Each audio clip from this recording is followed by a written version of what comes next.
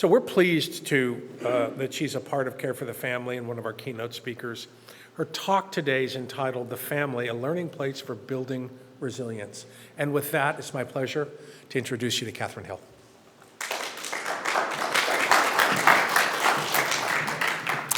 Thank you very much for that generous introduction. Breaking news is I now have 6 grandchildren, so there we go. And another one in June, and they are a delight. I don't know if there are any grandparents here, but I agree with the person who said to me that if they'd known they were that much fun, they'd have had them first. So it's my delight to be asked to speak this morning at this keynote for the ICCFR, and I just want to acknowledge the ICCFR. It's a real honor and privilege at Care for the Family to be able to be hosting this conference in our building. I've been speaking to a few people since yesterday and just explaining that we moved into this building just before lockdown, and we were able to buy the building. It was a previous police headquarters, sort of undercover place, and we were able to put the auditorium in, the recording studio, and we were well placed then to be able to broadcast to families during lockdown, which was incredible. My 2 books that Robert kindly mentioned, I think there's going to be some books in the foyer later on, and if you'd like to take a copy of one of those, we can arrange that, so they'll be there as well. And it's wonderful to welcome you to Wales. Many of you, I know, have been to England, and quite a number of people have said they've never been to Wales before. I was born in North Wales, just near the little island of Anglesey, and I moved to the southwest when I was quite little.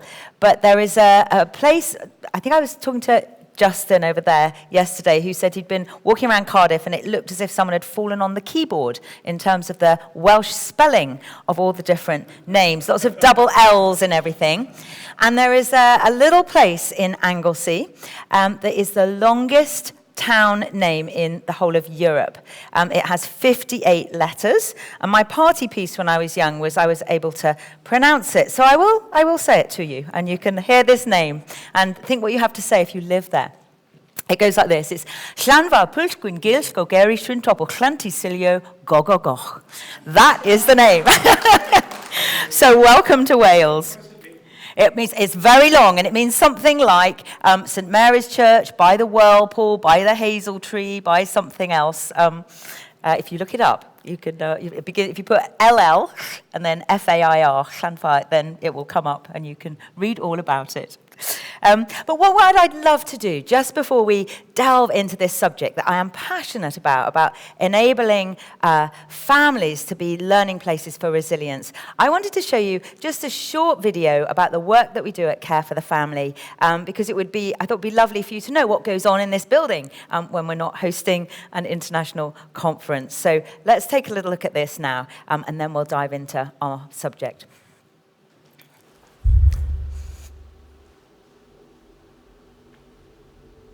Some time ago, my wife Diane and I went to a reclamation yard.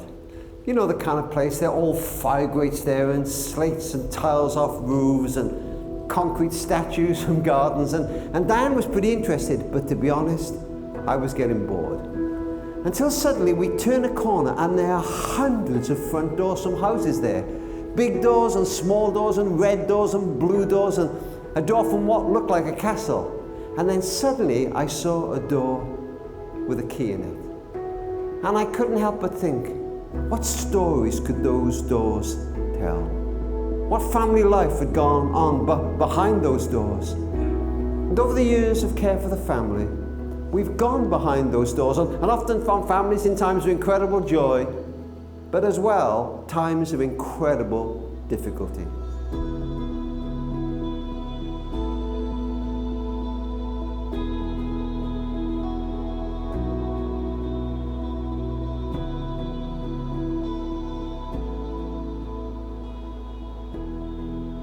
We tried to stand by them with whatever they were going through behind their front door.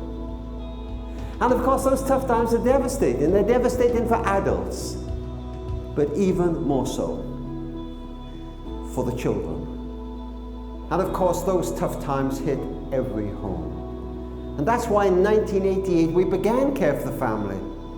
Sure, we want to help families in crisis, but as well, we wanted to build strength into families in the good times so they could face those storms if and when they came. And so down all those years, we've touched the lives of hundreds of thousands of families, bringing support, encouragement, and perhaps above all, hope.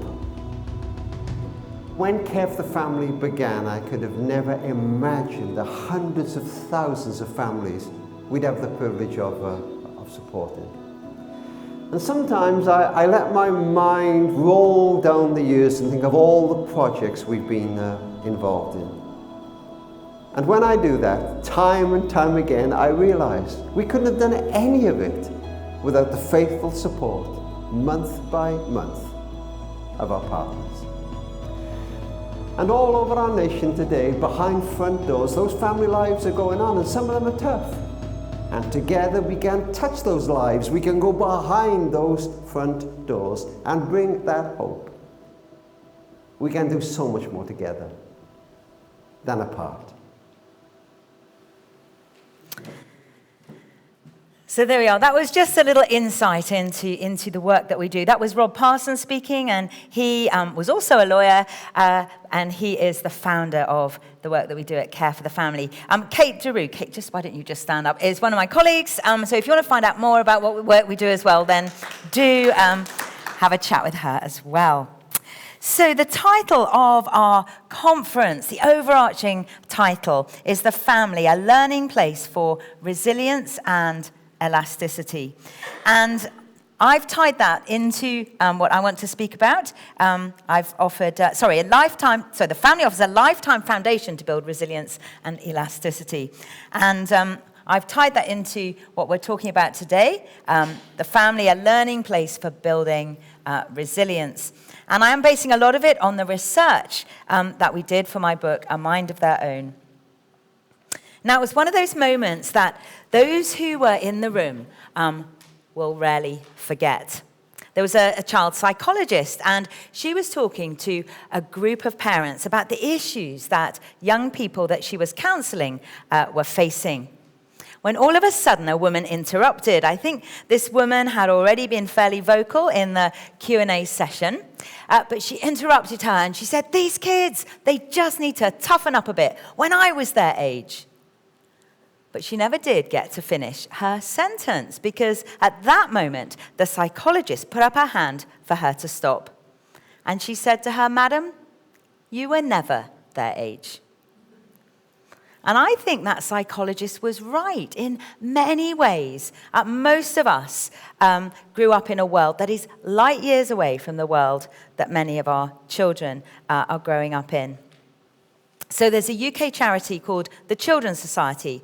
And a while ago, they had an advertising campaign designed to promote their work. But in it, they represented childhood by selecting some iconic items.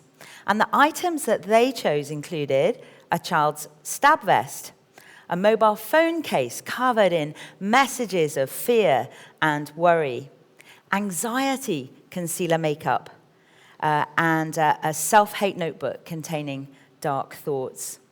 So it's a worried world that our children are growing up in. We know there's all the big picture things. We've had the pandemic. There's the crisis of climate change, the cost of living crisis, and some other specific things that we're going to look at in just a second. But before we do that, we caught up with some children and we asked them this question: what are the things that you worry about? And this is their replies.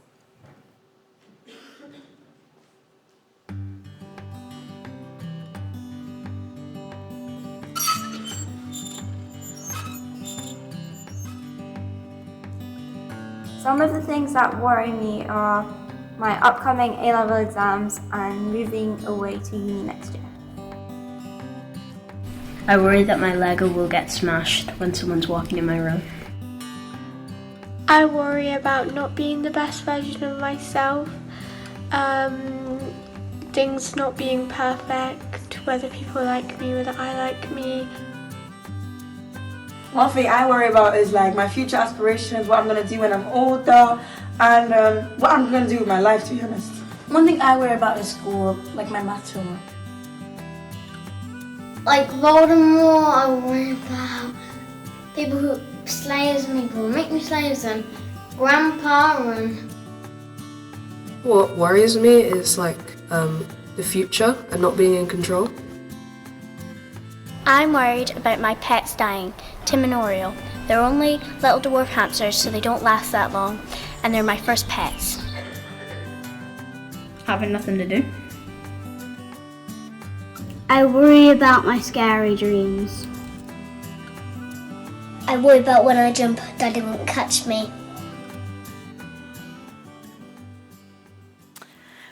All those things they worry about. I'm just going to see if I can move this to one side, out of the way, so I can see you all. There we go. Wonderful. Lots of different things that our children worry about. So let's begin by just looking at the state of well-being in the UK, but in other nations as well. And the stats make sobering reading. I think in all our contexts, we'll have seen rising levels of emotional ill health, rising referrals, longer waiting lists amongst this generation of young people. So in the UK, 18% of 7 to 16-year-olds. Globally, 14% of 10 to 19-year-olds have some kind of mental health issue, mental health disorder. Globally, depression, anxiety, they are the leading cause of illness amongst adolescents. And we mentioned young people taking their own lives last night, the issue of suicide, and that's the fourth cause of death globally amongst 15 to 19-year-olds. So it makes sobering reading. And so I want to just look at what are the causes of this. And in some ways we have a perfect storm. And I'm going to look at 4 different things that I think feed into the causes of anxiety amongst a generation of young people, but then parents and families as well, because we live in connection with others. This isn't in isolation. And number 1, I would say, is the complexity now of family life. And in this audience, this won't be news to you because we're all working in this area. But the researcher, Scott Stanley, about 10 years ago, he described different weather fronts coming in onto the family and described that as a perfect storm. And one of the things he identified was many children growing up with poor attachment. Now, I'm sure many of you are familiar with Professor John Balby's research on attachment, that deep bond that is so essential for us from the womb, deep bond with one other caregiver, one other person that is vital for emotional security. And many are growing up because of the complexity of family life without that attachment. Then the fragility of family life. So the Institute of Fiscal Studies did a review recently, and this is what they said, and this is about the UK.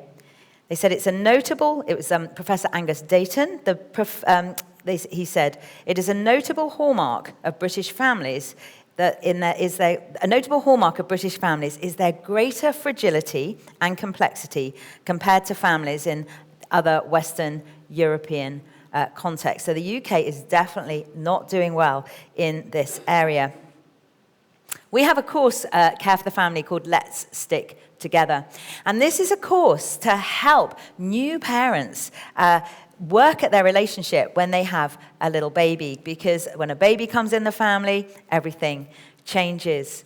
And it came out of a counselling session, I think, that Rob Parsons, that you heard speak on that video, he just recalls talking to a young couple who their marriage was in difficulty. And they were sitting before him with this little 6-month-old baby. And he said to the husband, why are you thinking of leaving your wife? And he said, well, I don't feel in love anymore. And Rob said, did nobody tell you that the feelings of love go up and down? Did nobody tell you that when a little one is born, sometimes the couple relationship comes under pressure? Did nobody tell you that sometimes you have to choose to love with your will and not just with your feelings? And he said, no, nobody ever told me that. And Rob says he looked at this little baby that this mum was cradling, and he thinks the first man in her life is about to walk out on her forever. And nobody told him. We have a huge crisis in terms of couple relationships. And we believe in marriage, we believe in stability, but it is not possible to save, and it's not even desirable sometimes to save every marriage and every relationship. And we do a lot of work at Care for the Family with single parents. We take them on amazing holidays. We have a whole project to support them. But it is without a doubt the case that parental separation lowers well-being in families. It diminishes the resources available to children, and the legacy of that can reverberate into adulthood. So that would be the first thing, the complexity of family life. Secondly, we've talked about this last night already, but the disruption of the pandemic. Historians throughout history have talked about how pandemics have impacted society. So the plague, the Black Death, the Spanish flu, and some research by the British Academy says COVID-19 is no exception to that. It's as if it put a magnifying glass on our lives and on family life, and it made some of the good stuff was strengthened, but by and large, the challenges, the difficulties were just made 100 times worse, particularly for the most vulnerable families. And it's not just a health crisis. Not just a health crisis that we're going to recover from, because it's had implications, social implications, cultural implications, economic implications. And I think in all of the work that we do in the different fields of law, policy, practice, we all have seen the impact of the pandemic on family life. And I think in terms of well-being, it's particularly, certainly in the UK, impacted a generation of young people. The pressure that they've been under, but then longer waiting lists, referrals being missed. It is, in that respect, a perfect storm. And I was moved by reading a little quote from a girl called Chloe, who was 14, who was talking about the pandemic. And she said, I don't remember having ever been so consistently sad for so long. So it is a big deal, the disruption of the pandemic.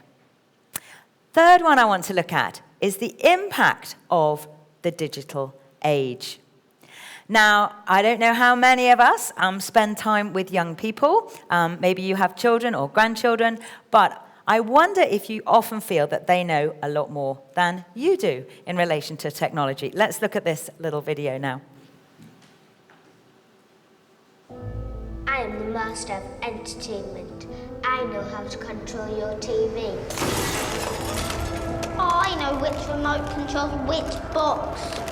I know how to cast box sets from the tablet. I'm the only one who can find that episode you missed. I know how to connect the laptop to the TV.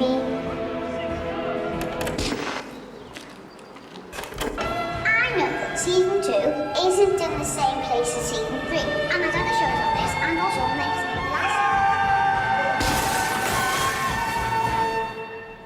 We are the masters of entertainment because we are 7. You are not. You need help. It's crazy. We are 7, you are not. You need help. I think many of us feel like that.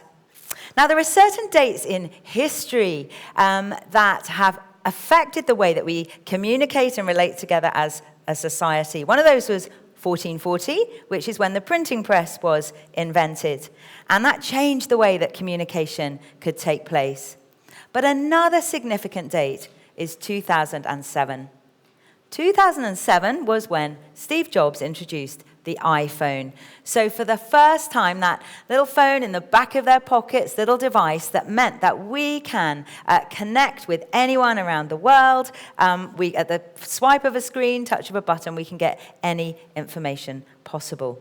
But something else happened in 2007, and that was the year that if you look at the graphs of the state of children's well-being, that was the year that that graph measuring ill health amongst a generation of young people began to head upwards. Now, I'm not laying the whole blame at the feet of technology, but there definitely is a connection. And I've written a book called Left to Their Own Devices, Confident Parenting in a World of Screen, that kind of unpacks that. And so we often think it's our adolescents this is about, but this is little ones as well. So in the UK, half of preschoolers own a tablet. 38% of 3 to 4-year-olds have their own YouTube channel. 63% of 8 to 11-year-olds have their own social media platforms. 80% of 12 to 15-year-olds, I think it might be even greater than that now, own an iPhone. And then globally, 71% globally of 15 to 24-year-olds are online, which makes them the most connected generation.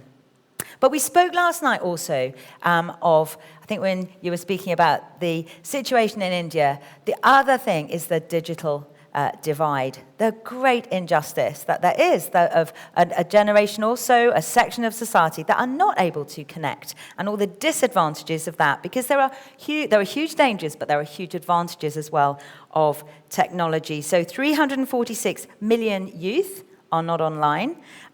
Particularly this would be in Africa.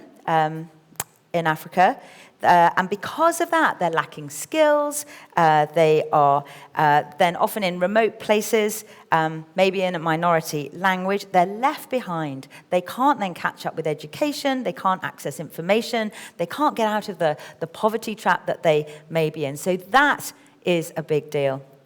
But the other side of the coin is that those that are connected, it is a huge challenge to their well-being.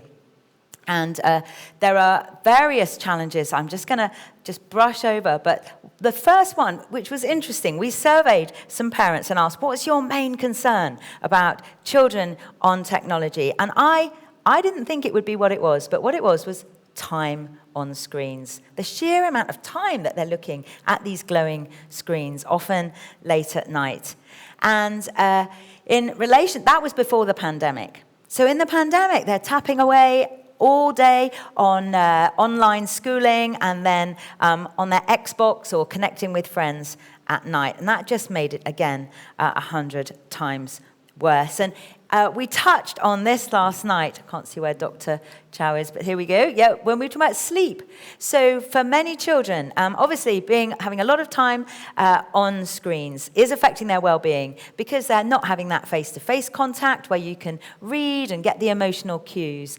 The sedentary lifestyle means many aren't having enough exercise. But the primary issue is sleep. So many children having their phones in their bedrooms and not getting enough sleep, which then affects well-being. We've even heard of children setting alarms during the night so they can check the number of likes that they've got on their social media platform. So that is a big, big issue. But there are some other very concerning issues as well that are affecting well-being. Take a look at this little video now.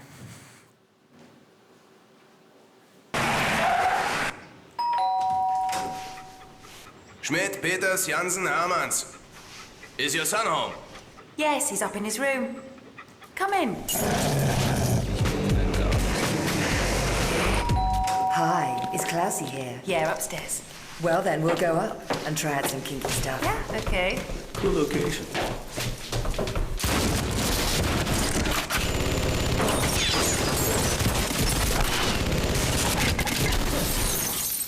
Where's Klaus? There. Good afternoon. Hello. Is this little Anna? You've got a nice bunny. Come on, I'll show you a real bunny. In real life, you would protect your children. So why not protect them on the internet?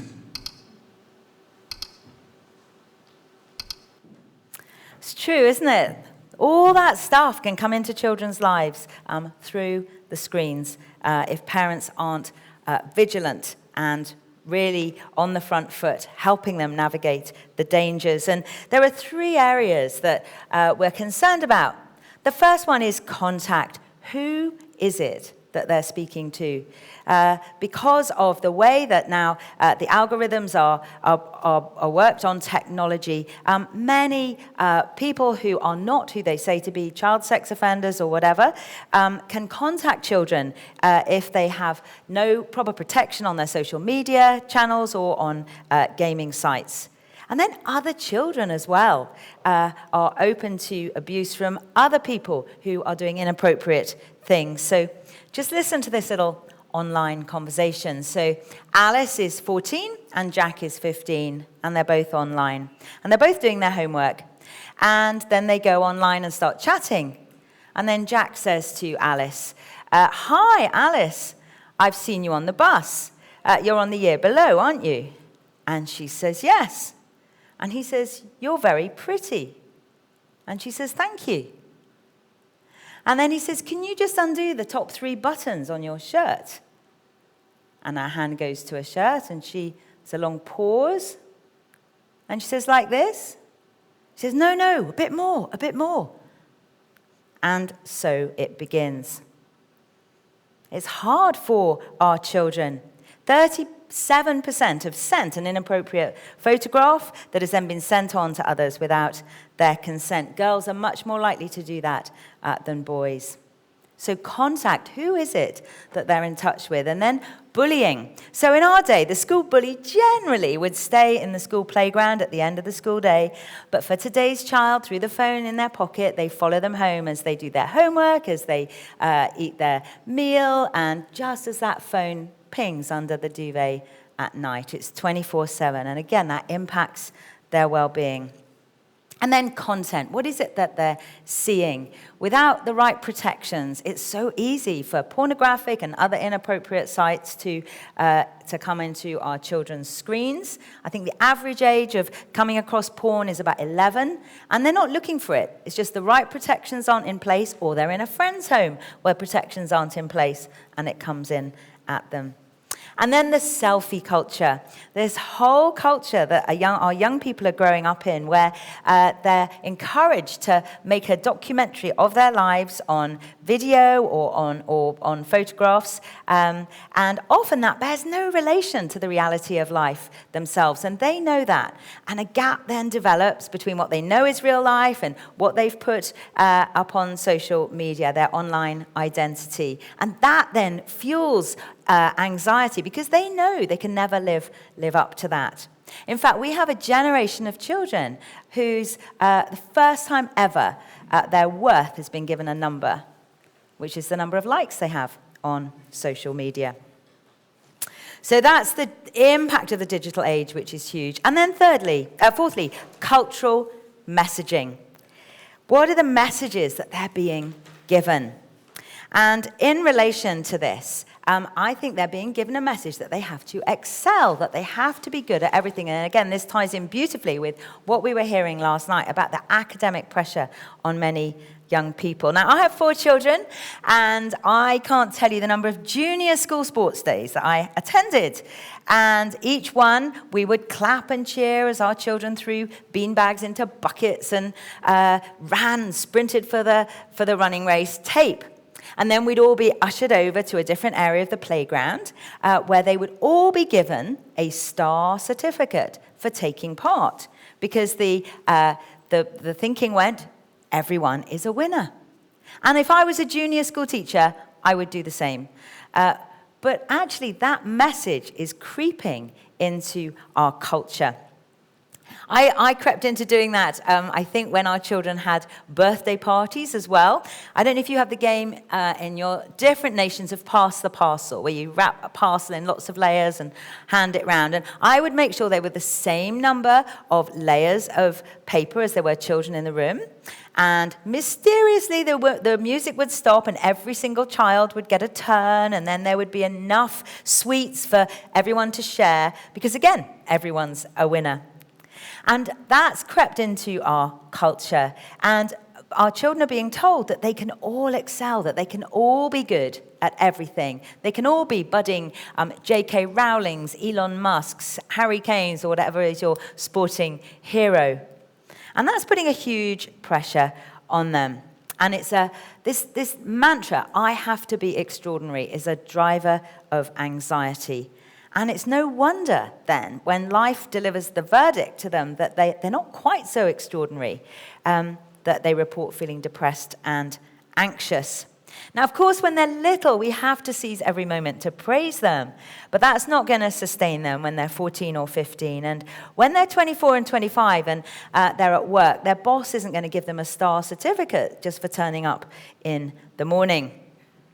So I think it's controversial, but I've written about this, and I saw something in the paper about it the other day as well. I think we need to be telling this generation of children it's okay to be ordinary.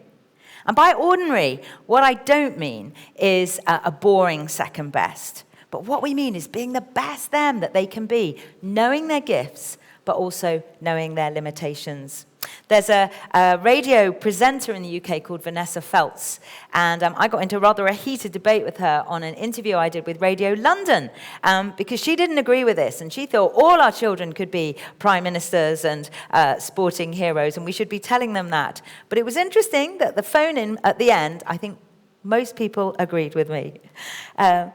Because they can't all do it. Of course, any one of the children represented in this room could be a well-known children author, a sporting hero, a worldwide entrepreneur, but they can't all do it. And so it's about encouraging our children, standing against this message of our culture and encouraging our children to be the best that they can be. That's at the heart of emotional well-being.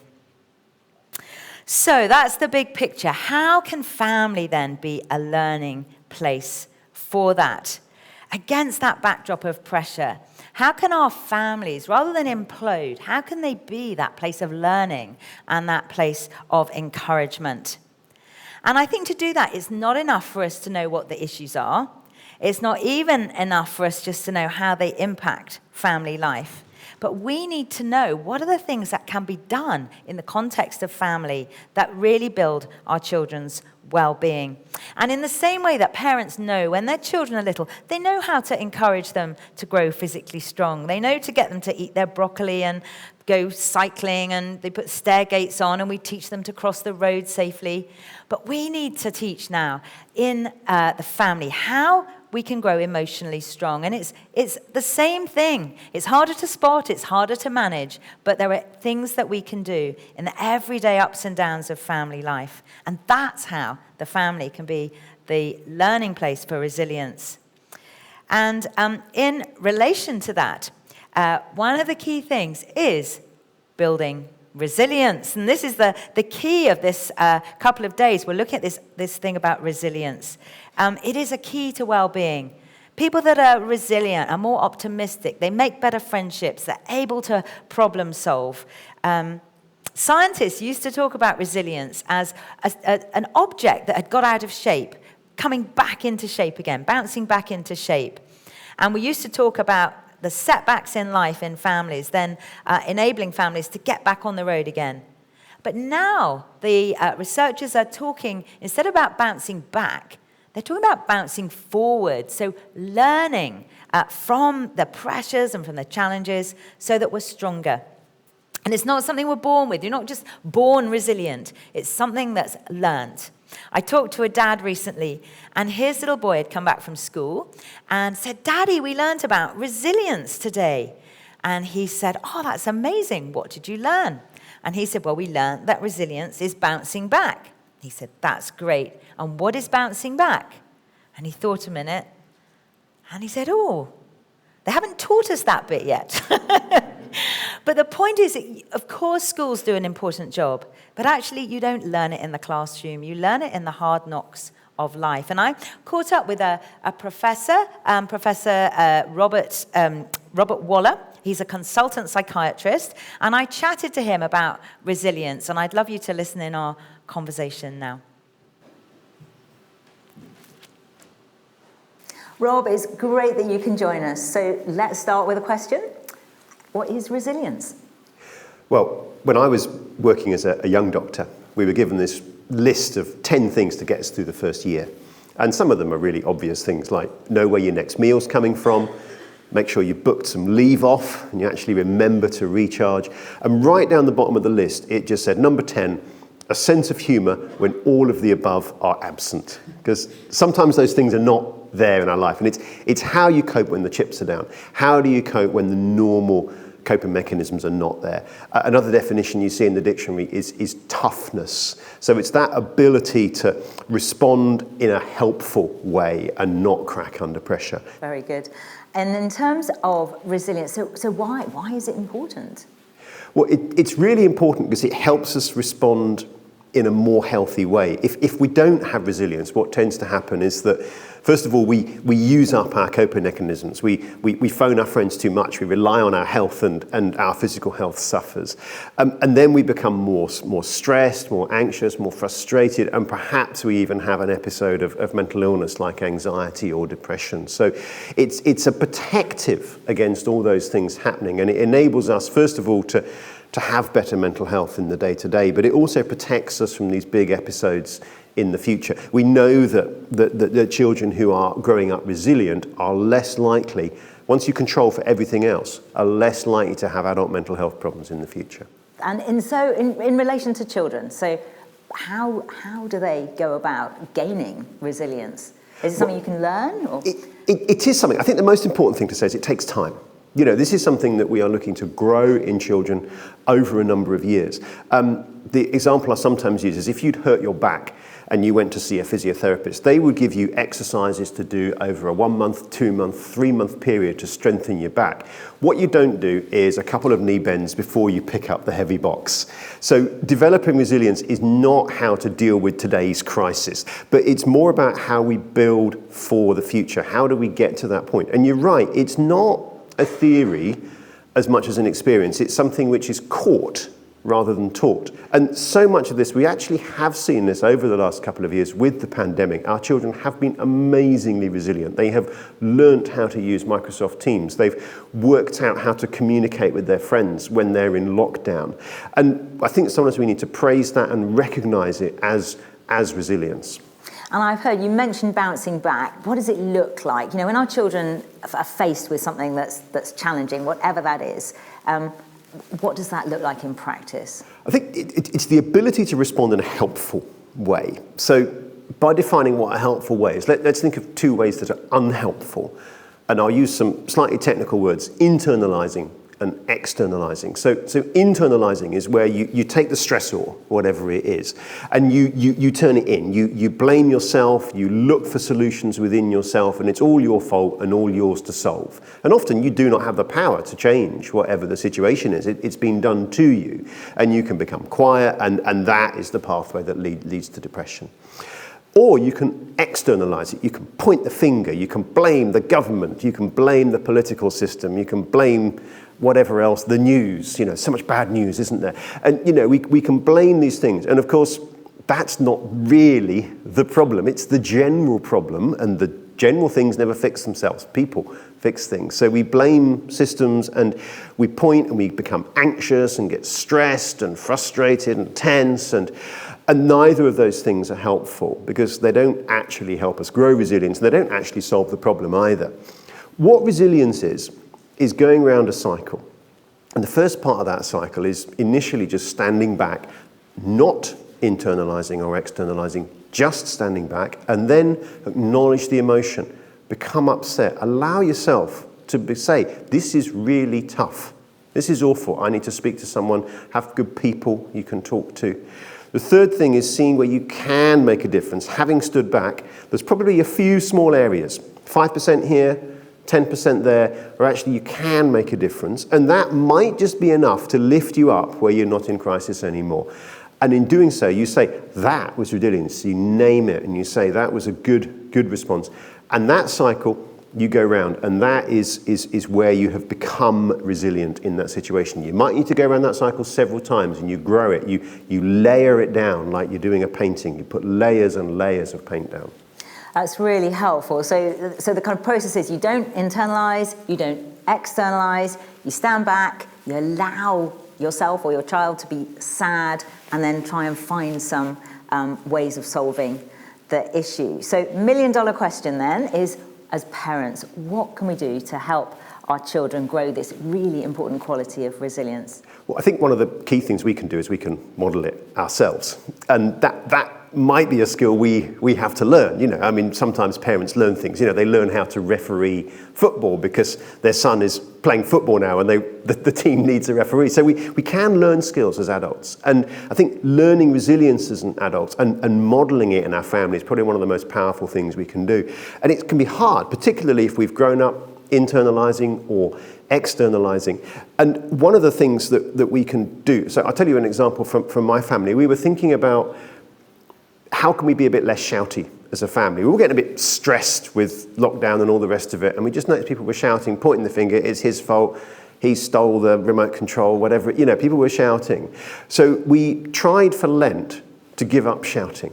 And we thought, right, let's make this a bit fun. We'll get some stars out and we'll have a little bit of a reward at the end for the person who's done best or lost the least stars, however it works. And what we found was that as parents modelled shouting less, the children shouted less as well. And we spoke about that. And it's a lot easier than giving up chocolate, I can assure you.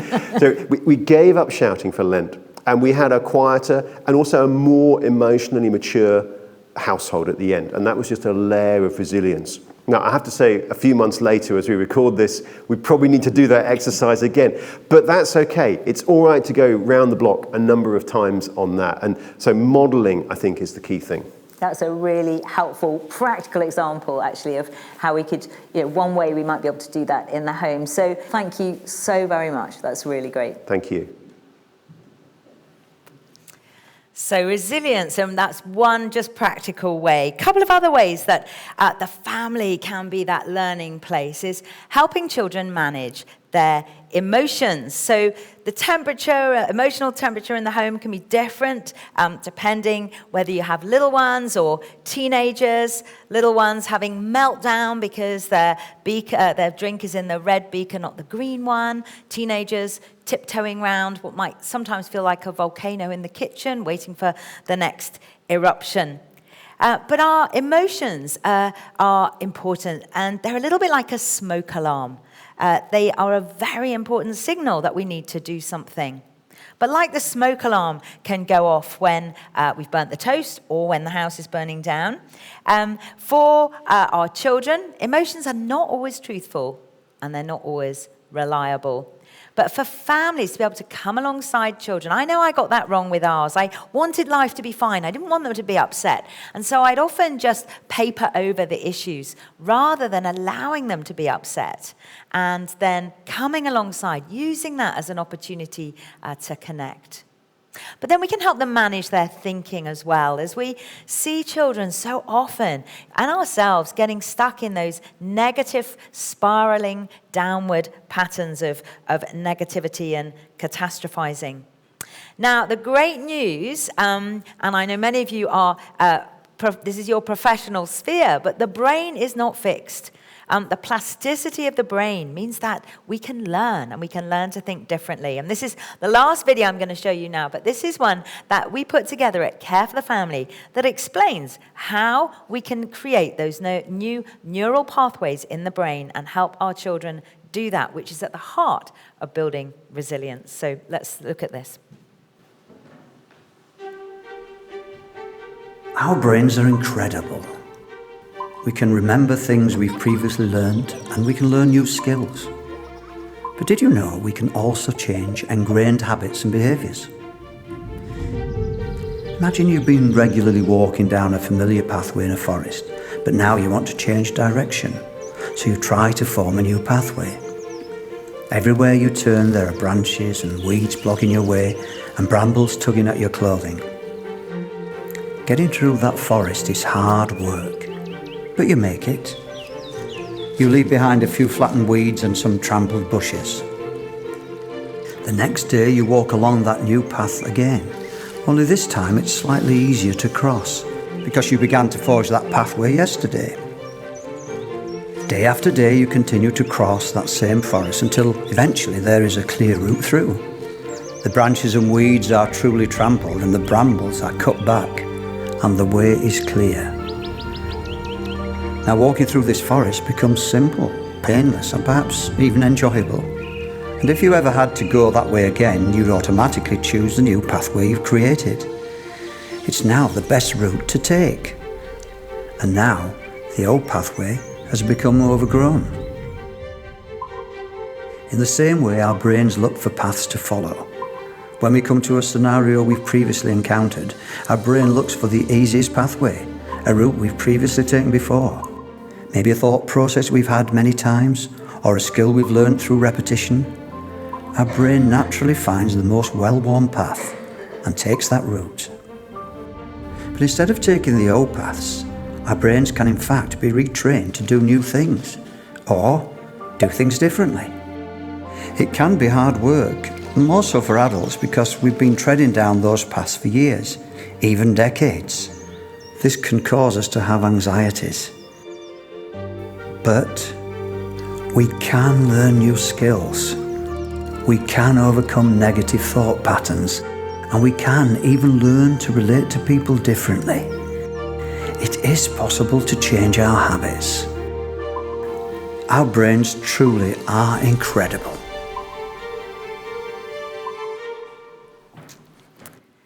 So our brains are amazing.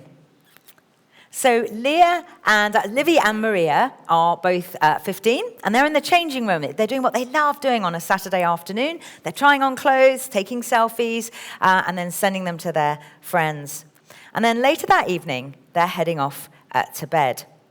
And just at that moment, they post the pictures on social media, and Livy notices that someone has put that they like her. She's got lots of likes, and she feels good about that. But they've made a comment that she's got scrawny arms, and she feels absolutely devastated by that comment. She thinks, yeah, my arms are really scrawny. I don't work out enough. I'm so ugly. I'm never going to have any friends. And soon, the power of her thinking has just taken away the joy of the day.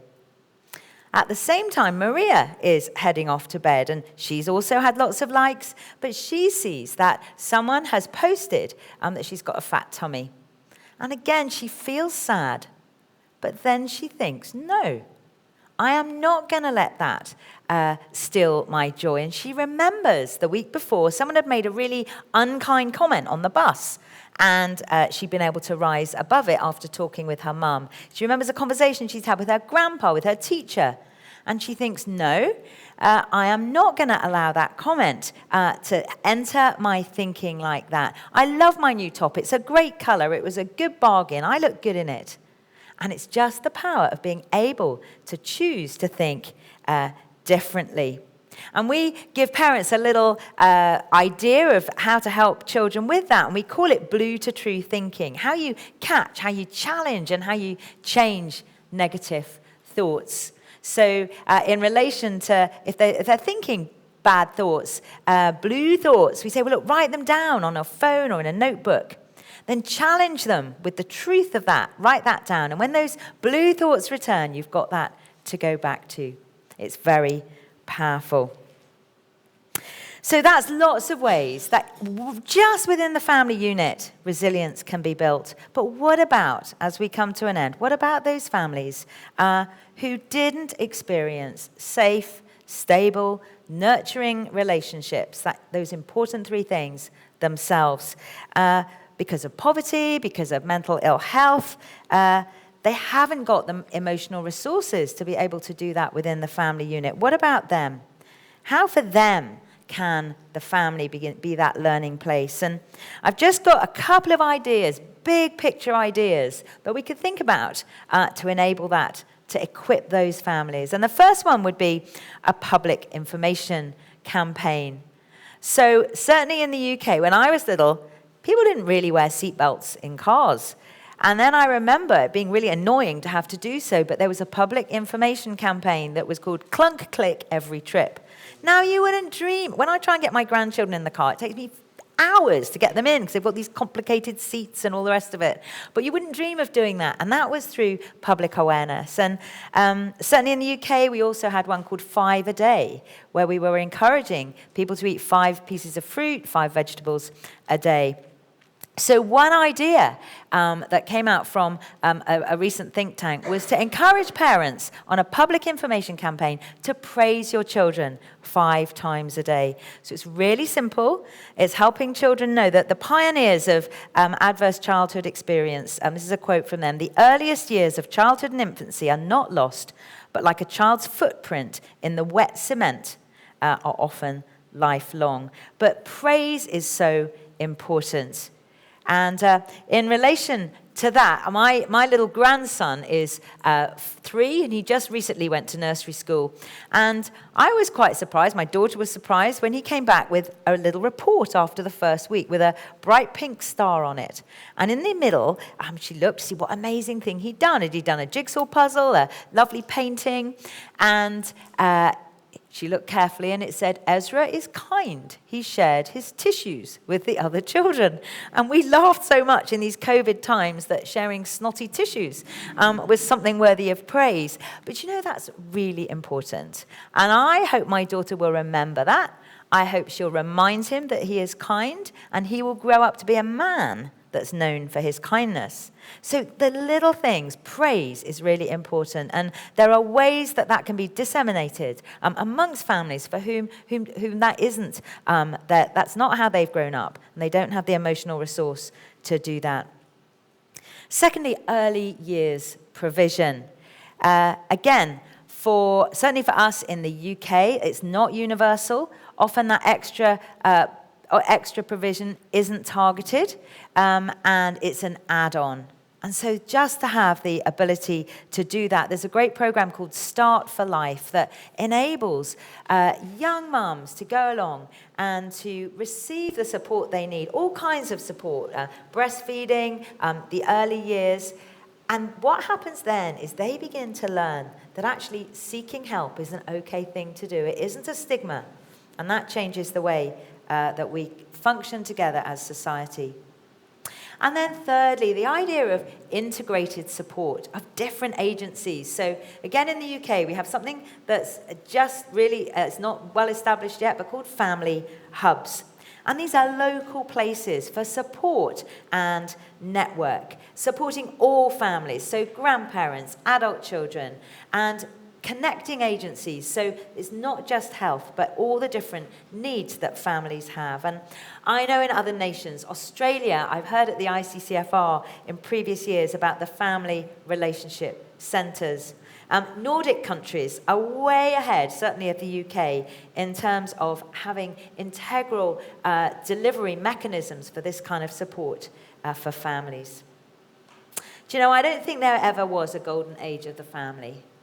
But it is because of the challenges that we've been looking at. It is harder to be in a family. It's harder to be a parent. Definitely harder to be a child today. And the stresses are huge. But I think at the heart, and this is where I would land, the heart of building resilience, making family that learning place, is helping our children discover their identity. Society tells them that they have freedom to choose, and to do that, they just have to look within. But it doesn't give them any help to do that. We have to base our lives on something. And Jennifer Crocker, psychologist, said that we need to be part of something bigger than me. We need that mindset. And I think that's why our young people so readily want to be part of a tribe or a campaign, and why they might want to be part of a faith community, something bigger than themselves. Knowing that they belong, knowing that they're significant. We all need this. This is the basic things that we need, that we have something to offer. In fact, one of the best gifts that we can give children, but we can give adults as well, is the fact that they are loved, not for what they look like, not for what they achieve, but they're loved unconditionally. Now, resilience is a modern concept in many ways. But I think it is so significant, we dare not underestimate its importance. And the family is the place that we can best do that. Let me take you back to that little bedroom scene. Do you remember the one when Alice and Jack are both online? Alice is on her laptop doing her homework. Jack is on his. They start talking. And Jack speaks first. Hi, Alice. I've seen you on the bus. You're in the year below, aren't you? Yes. Alice, you're very pretty. Thank you. Alice, can you just undo the top 3 buttons on your shirt? There's a long pause. Alice's hand goes to her shirt. And then she remembers. And she remembers the conversation that she's had with her mum, with her dad. She remembers the questions. She remembers the laughter. She remembers the tears. But she remembers that she has to prove herself to nobody, that she is enough. And she takes her hand away from her shirt. And she says, no. And that's what we're playing for, not just in that context, for boys as well as girls, but across life, to equip a generation of children with the skills to be resilient, to know who they are, to have that self-esteem. And little by little, the family can be the learning place for that. Thank you.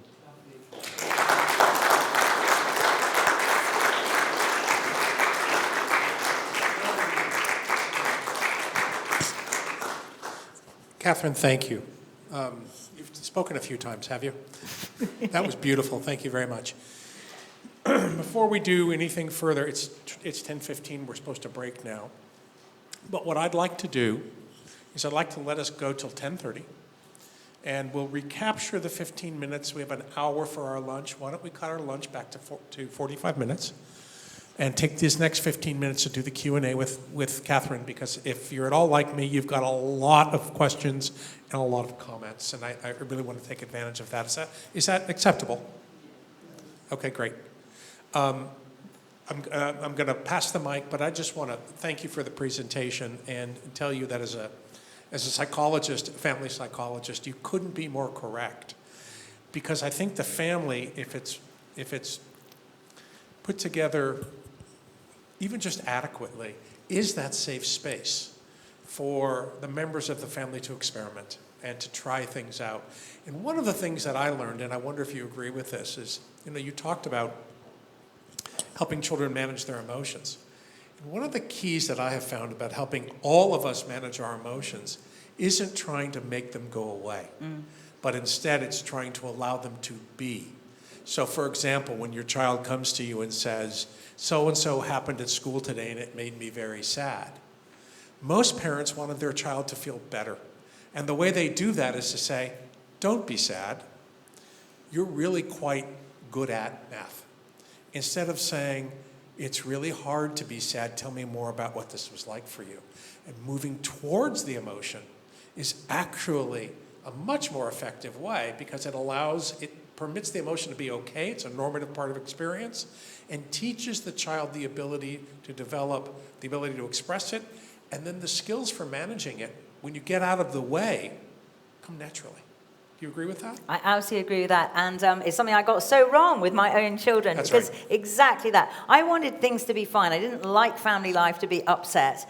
And I would say, you're fine, pick yourself up, other people are worse than you, without allowing them to experience the dignity of experiencing that. And I think we need to learn how to experience sadness. I love your word dignity there. Yeah? My very first course in clinical interviewing as a graduate student, I remember the professor, and I can see her face, and I can remember her name, and this was almost 40 years ago more. She said, never reassure a depressed person, they'll get worse. Right? How true is that? And yet what happens when people that we like or love are feeling sad, we want them to feel better, but we also don't want to carry their pain, so we reassure them in great measure to make ourselves feel better. And it's so important to remember that resilience is not built by focusing on ourselves, it's by focusing on others. Yeah. So with that, let me throw it up into questions. Katharine, thank you so much for your wonderful, wonderful presentation. It's very inspiring. I'd just like to ask you a quick question. You closed your presentation by saying the family can be the learning place. And I agree with that. but somebody has to help and teach the family how to learn. And my question to you is, does Care for the Family have any courses or groups which teaches parents how to teach their children to be resilient? Yes, is the short answer. Kate, could you give the microphone to Kate, Robert, because she, this is her area, and she could speak well to that. Very good question. We do have lots of parenting courses and sessions, and a lot of the material, in those courses and sessions speaks directly to these ideas of how we can build resilience. So it talks about things like managing emotions and works through that with the parents. And if anyone's coming to my workshop later, we're going to look specifically at how our parenting courses, when delivered in prisons, build the resilience of the prisoners and their children. But it's the same principles. It's how do we take this, how do we, in practice, teach parents the things they can do in their families to build resilience. So yes. And we have some courses that are just video, just that you can just play at home, and then other courses, which is where Kate's involved as well, where we train people to deliver them in community settings, so across the board. Yeah.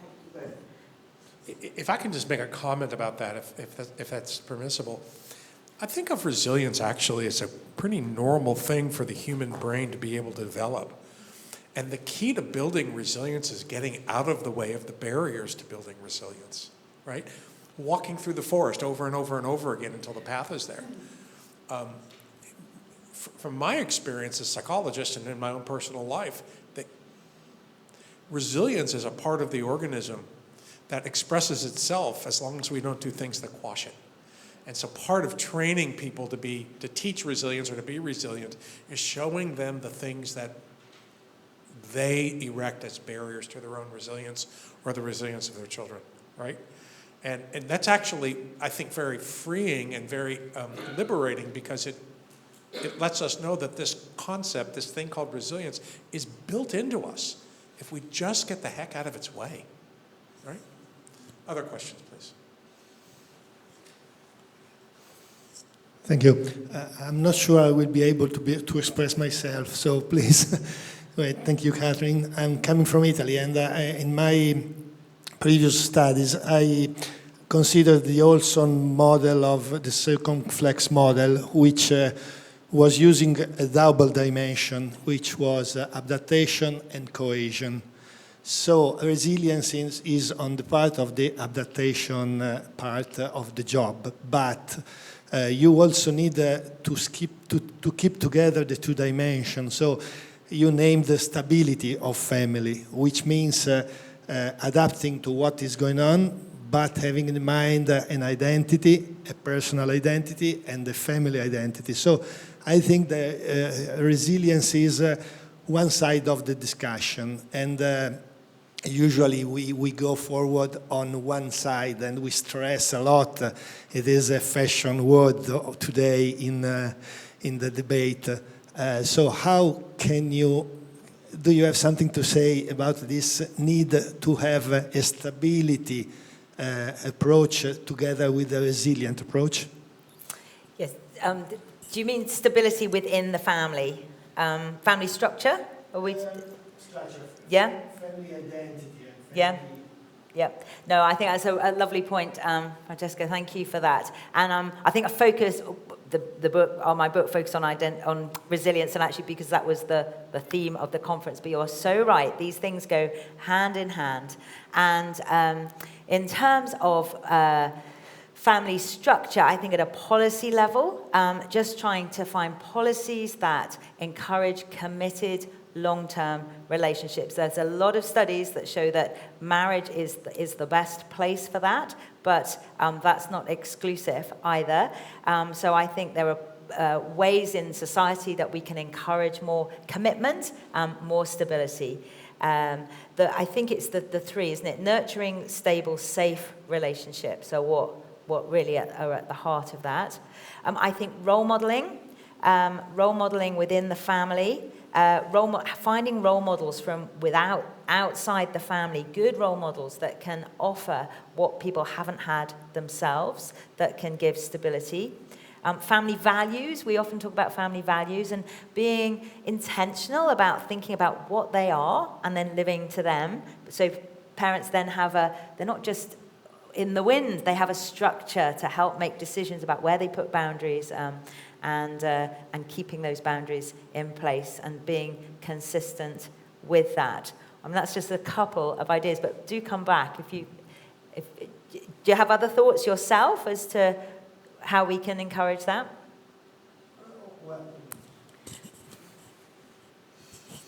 It is not I wasn't thinking mostly about a policy problem. I was thinking about a relational problem inside families. If you only look at adapting to changes, maybe you can lose your stability and choose to divide or to lose the long time commitment about the spouses or the responsibility towards children. So adapting is not only the single direction that you should have to do. Oh, thank you. And certainly at Care for the Family, we spend a lot of time and resource investing in the couple relationship. And just last night, we had something called Date Night in a Box. And many couples invest, so that you sign up for it. And then we sent to their house. They had a lovely box. It had popcorn and kind of nice treat things in, and a board game that we created.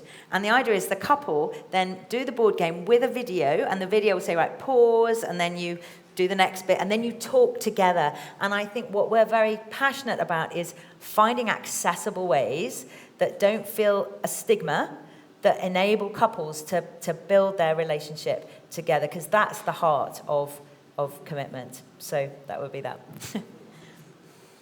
Thank you for that super presentation. Everything struck me, but one in particular, the cultural messaging, and the message that it's okay to be ordinary. I have 3 grandchildren. I struggle a lot with this. It's like putting your finger to stop a dam, you know. They get bombarded with this exceptionalism from so many. I was wondering if you're aware of any public policy ways of tackling this. It's okay to be ordinary. Do your best, but still it's okay to be ordinary. Thank you. Yeah, I don't know if anyone else knows those. I don't know yet. I feel a little bit of a lone voice in it. When I was interviewed on the radio, it was like, it felt like it was a new concept. But I think it really is getting ahead of steam, because the Times newspaper, which is, had an article in it just 2 weeks ago talking about the pressure on our children and saying as if it was a new idea. And I thought of that before you, but never mind. So I think it would be interesting to talk about that. Maybe amongst our discussions, we could talk about what those things could look like. But it will be things within the home, but also, disseminating it. Just in things like the soaps sometimes, in advertising, in all those kind of ways where we can just take that burden off. And actually, the TV reality shows, they've made cooking, baking, dancing into a competition. They made life a competition, and taking that off them, I think. But thank you. We'll take one more question, and I already have a volunteer, but I know that Katharine will be available also to answer other questions. Richard. Thank you very much, Katharine, for your vivid and colorful presentation. And you actually took me away and encouraged me to ask you the question which I struggle with. The problem is that our culture supports individualistic attitudes. You deserve it, is their commercial. Be assertive, be self-reliant. It always addressing the individual. So on one hand. On the other hand, we need the glue to glue the family. What is the glue? It's empathy. So I think the core here, missing bit is the empathy, which would balance, because I'm not saying it's bad to be assertive, but on the other hand, over-assertiveness is ruining the resilience of the family. So what are your thoughts on providing some balance between those two? Thank you. So the balance, just so I've got this correct, the balance between empathy and resilience?